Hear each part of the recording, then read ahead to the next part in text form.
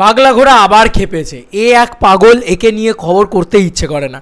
But যতই হোক, উনি একজন ইন্ডাস্ট্রির প্রডিউসার, উনি কোনো ইউটিউবার না, উনি কোনো এলি তেলি মোহাম্মদ আলী যে কেউ হোক, যে কেউ কথা বলে দিচ্ছেন এমনটা না। আমি বারবার বলেছি যে ইন্ডাস্ট্রির কোনো মানুষ যদি মেগাস্টার শাকিব খানকে নিয়ে অপমান করেন বা দেবদা জিদ্দাকে নিয়ে অপমান করেন বা কোনো আমার প্রিয় স্টারকে নিয়ে অপমান করেন, আমি সেটার প্রতিবাদ করব। এরা কিন্তু ভার্সেস লাগিয়ে দেওয়ার চেষ্টা করছে, ইন্ডিয়া ভার্সেস বাংলাদেশ করার চেষ্টা করছে, এবং এখানে কিন্তু শাকিব খানকে বড় করার চেষ্টা এক্ষুনি করছে। তো এই রানা সরকার, এই রানা সরকারই কিন্তু আবার বলে রাখি শাকিব খানকে চূড়ান্ত অপমান করেছিল এক সময়। এখন দেখছে সাকিবিয়ানদের পাওয়ার কী, তাই এখন শুরু করে দিয়েছে শাকিব খানের পা চাটা। তো এটাই হচ্ছে প্রবলেম। এবং শাকিব খানকে ভালো বলা বা শাকিব খানের পা চাটা, লাইক আমাকেও লোকে বলে যে তুমি শাকিব খানের পা চাটো, আমার কোনো অসুবিধা নেই ভাই, আমি মাথা পেতে নিচ্ছি আমি শাকিব খানের পা চাটি, ঠিক আছে। এটা যদি লোকের মনে হয় যে ইয়েস আমি পা চাটি তো চাটি, বাট স্টিল আমি এইটা বলবো এটাতে কোনো অন্যায় নেই। কিন্তু বাকি আমার এপার বাংলা সুপারস্টারদের ছোট করে সেটা আমি করতে পারবো না, অসম্ভব। কারণ তাদের জায়গাটাও তারা যথেষ্ট হোল্ড করে রেখেছেন। উনি কি লিখছেন আমি দেখি, শাকিব খান ভার্সেস এপার বাংলা সুপারস্টার, প্রথম লাইনেই উনি ভার্সেসটা লাগাচ্ছেন, যে কারণে উনি কোথাও বলছেন না যে এই যে দুই বাংলা একসাথে হচ্ছে, এই যে এত ভালো বক্স অফিস কালেকশন আসছে তুফান দিয়ে, তুফান যদি আমাদের এখানে বিজনেস করে তাহলে আমাদের এখান থেকে খাদান গিয়ে বিজনেস করতে পারে, আমাদের এখান থেকে জিদ্দার একটা ছবি গিয়ে বিজনেস করতে পারে। এই ভার্সেসটা লাগাচ্ছেন কেন জানো তো? কারণ এটাই হট টপিক, এটা বেশি পাবলিক খাচ্ছে, এইটা মানে এটা জাস্ট ওরা বুঝে গেছে। শাকিব খান অভিনেতা হিসাবে খুব ভালো এরকম নয়।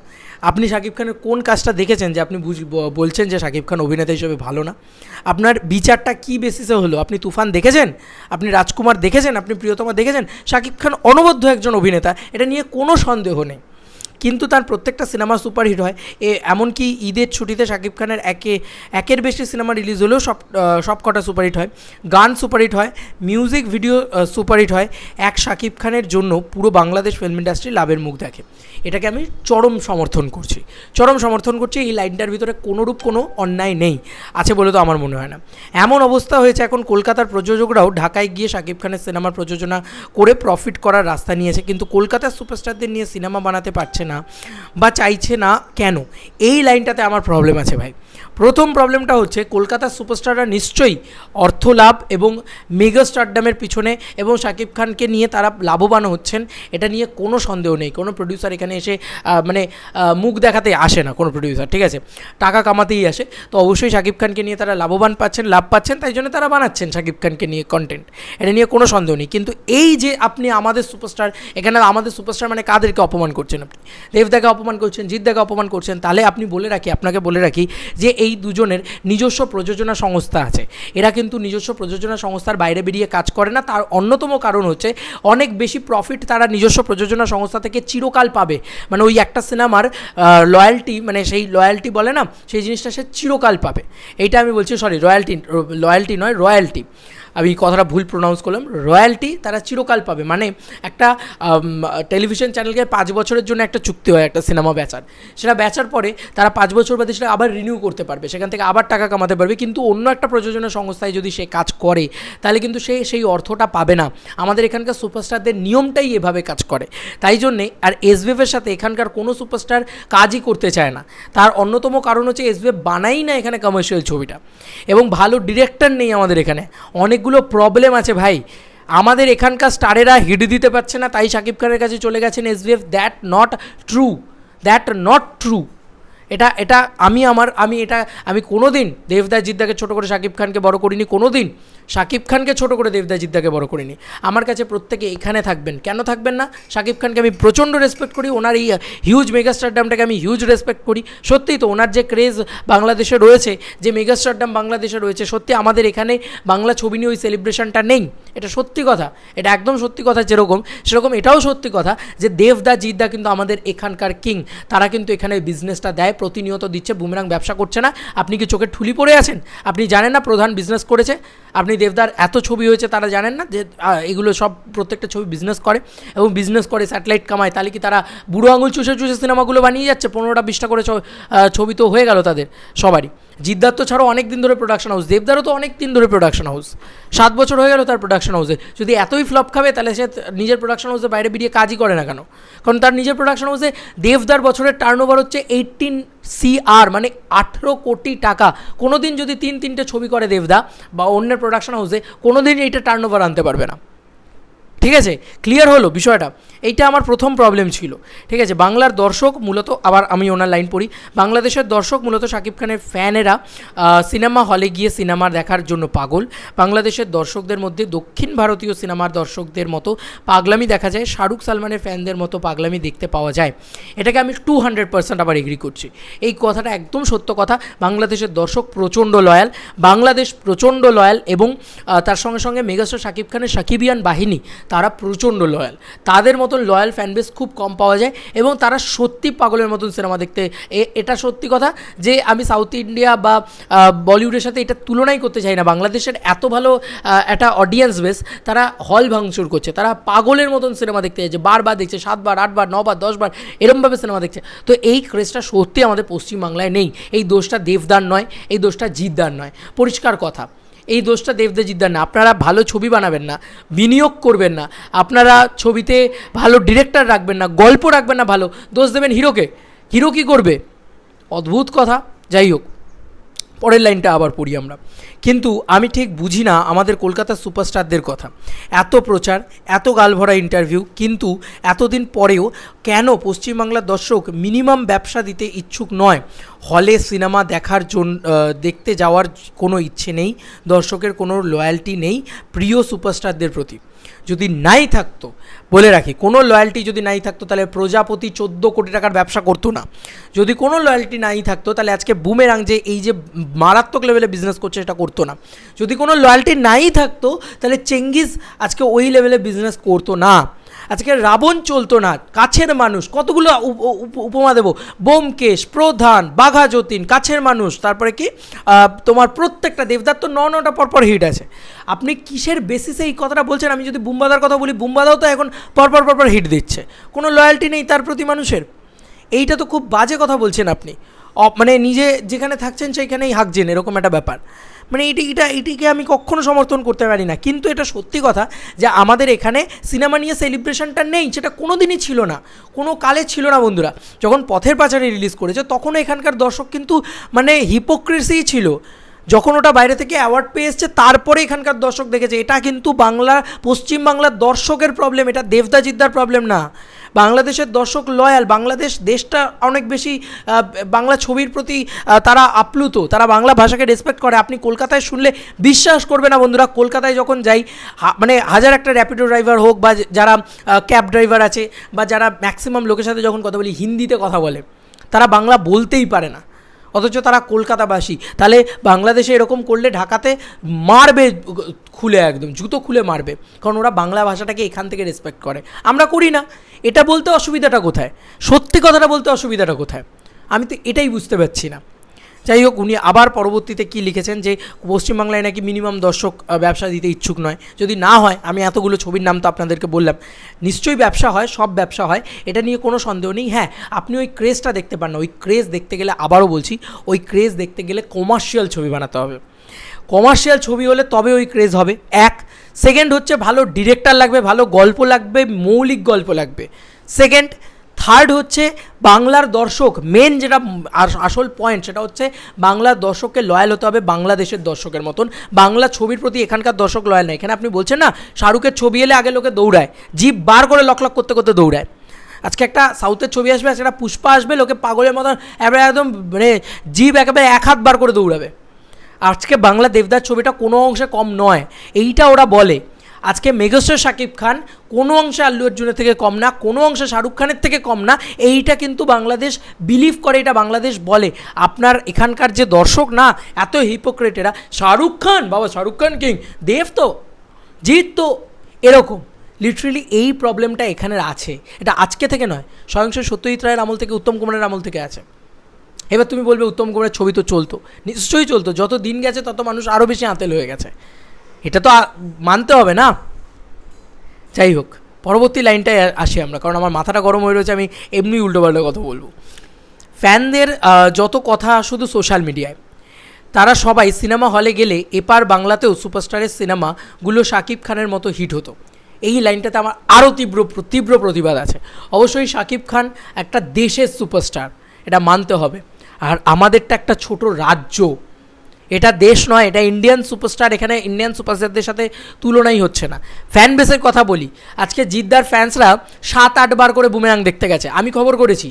তারা প্রত্যেকের টিকিট দেখিয়ে দেবে, তারা দেখতে গেছে, তাই জন্য আজকে বুমেরাং এইভাবে চলছে। ভালো ছবি বানাতে হবে, ছবি ভালো হলে ফ্যান্সরাও যাবে। আর ফ্যান্সরা কোনোদিন সিনেমা হিট করাতে পারে না, যদি শুধুমাত্র সাকিবিয়ানদের আমি কোনো অংশে ছোটো করছি না, কিন্তু ফ্যান্সরা শুধুমাত্র সিনেমা হিট করাতে পারে না। তাহলে শাহরুখ খানকে 4 বছরের গ্যাপ নিতে হতো না, অতগুলো ছবি ফ্লপ হতো না শাহরুখ খানের পরপর। কারণ শাহরুখ খানের ফ্যান্স মানে শাহরুখ খানের ফ্যান বেসটা না পৃথিবীব্যাপী একটা বিশ্বব্যাপী একটা ভয়ঙ্কর ফ্যান বেস, তাহলে তারা হিট করাতে পারলো না শাহরুখ খানের ছবিকে। এটাই হচ্ছে প্রবলেম, যে আপনি এটাই ভুল ভাবেন। ছবির কন্টেন্ট ইজ আলটিমেট, এটা বুঝুন। ফ্যান্সরা হলে যাবে, যায়, প্রত্যেকটা ফ্যান বেস হলে যায়। আপনাকে আমি দেখিয়ে দেবো ফ্যান বেসের যে ক্রেজ, সেটা আমার চ্যানেল খুলে এলে আপনি দেখতে পাবেন। বাঘাযতীনের সময় নভিনাতে কী হয়েছে, বা বুমেরাংয়ের সময় নভিনাতে কী হয়েছে, চেঙ্গিজের সময় বিজলিতে কী হয়েছে, মানুষের সময় ছাড়ো, মানুষ একটা ফ্লপ সিনেমা, সেটার সময় বিজলিতে কী হয়েছে, বলো এগুলোর আনসামি। রাবণের সময় প্রত্যেকটা হলে হলে কী পাগলামি হয়েছে, গোটা বাংলা জুড়ে দেবদা জিদ্দার ছবি রিলিজ হলে কী ক্রেজ হয়, গোটা বাংলা জুড়ে কী তাণ্ডব হয়, সেটা বোধহয় তোমাদের ধারণার বাইরে। তোমাদের বলতে এই ধরনের নোংরা প্রডিউসার্সদের।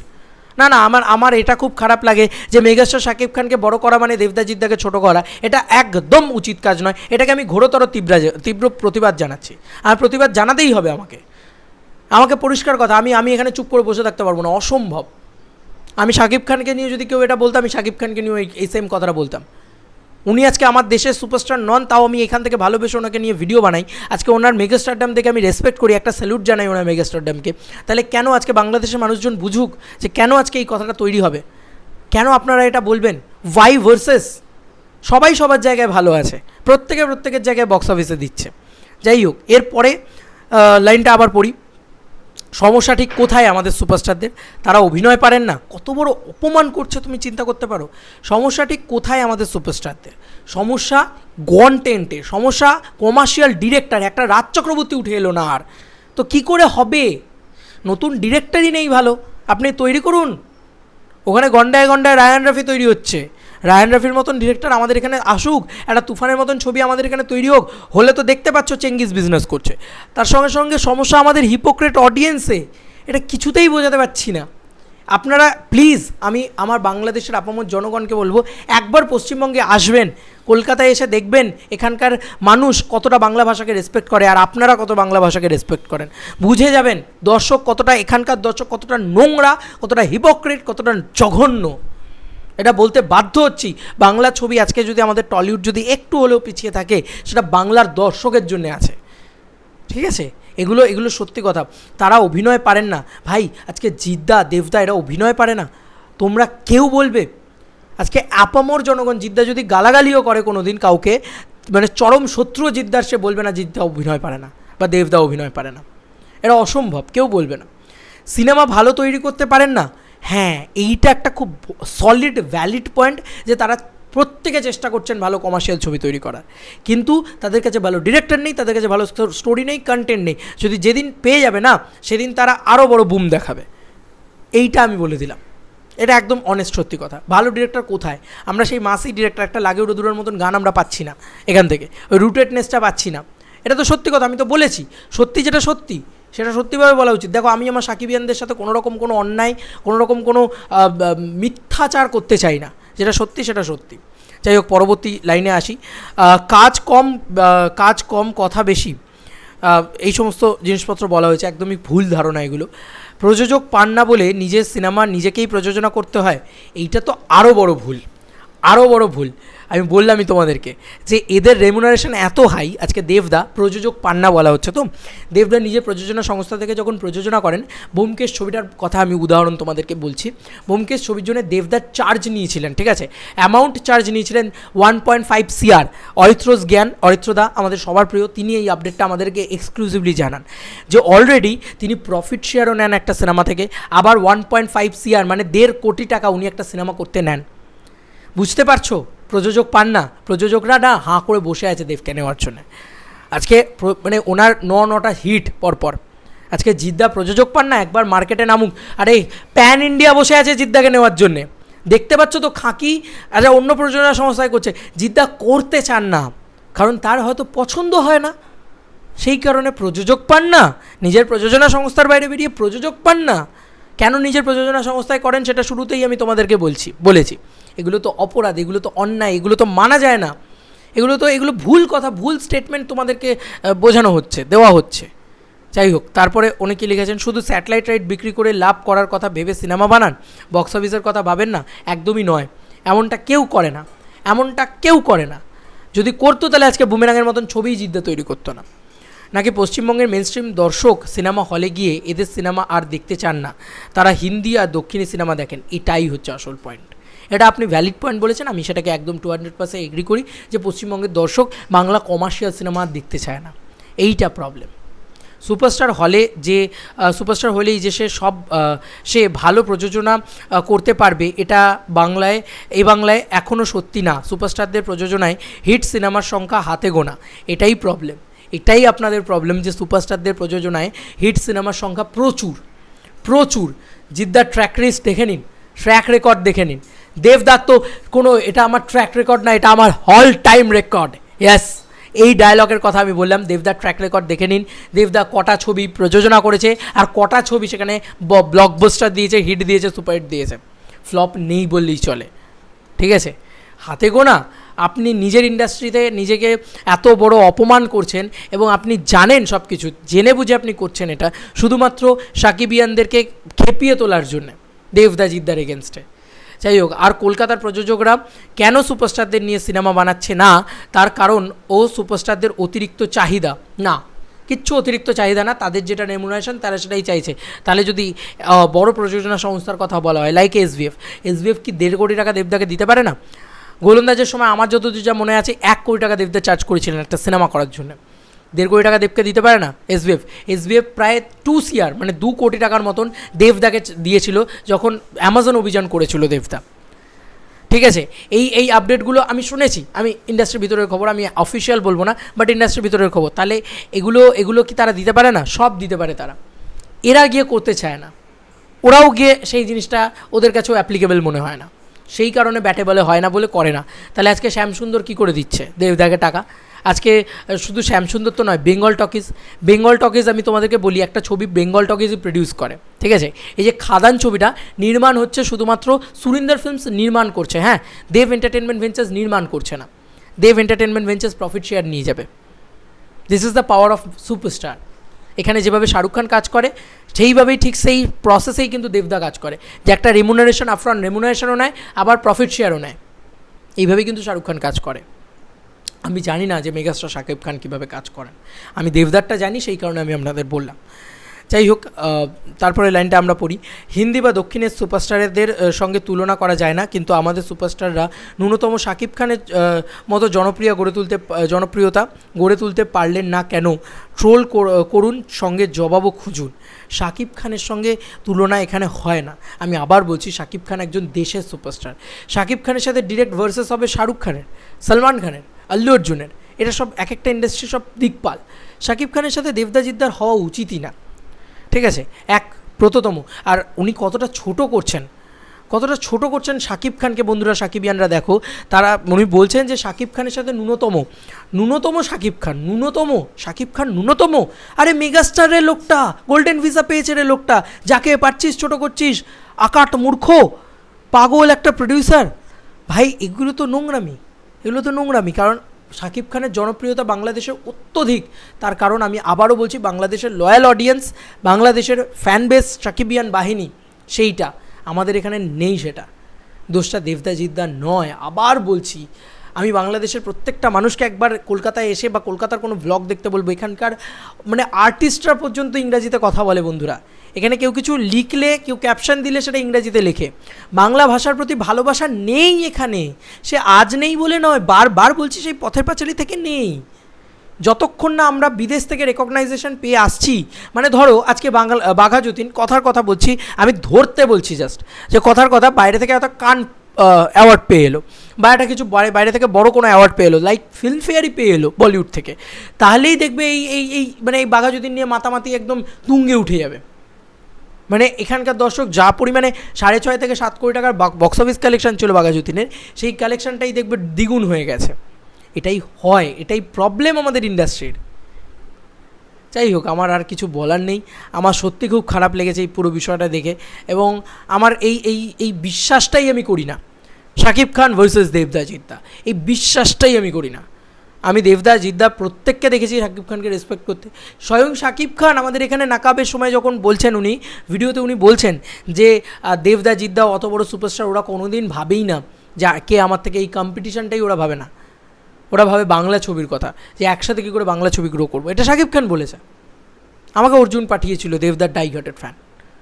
তো কোথাও গিয়ে ভালো লাগে, জানো তো, এগুলোই ভালো লাগে। আমি এইটাতে বিশ্বাস করতে চাই এবং শাকিব খানকে বিশ্বাস করতে চাই। তো যাই হোক, এইটাই হচ্ছে কথা। তোমাদের আর কি মতামত এই এন্টায়ার ভিডিওটাকে নিয়ে জানিও কমেন্ট সেকশনে। চলো বন্ধুরা, নতুন কোনো ভিডিওতে দেখা হবে। বাই।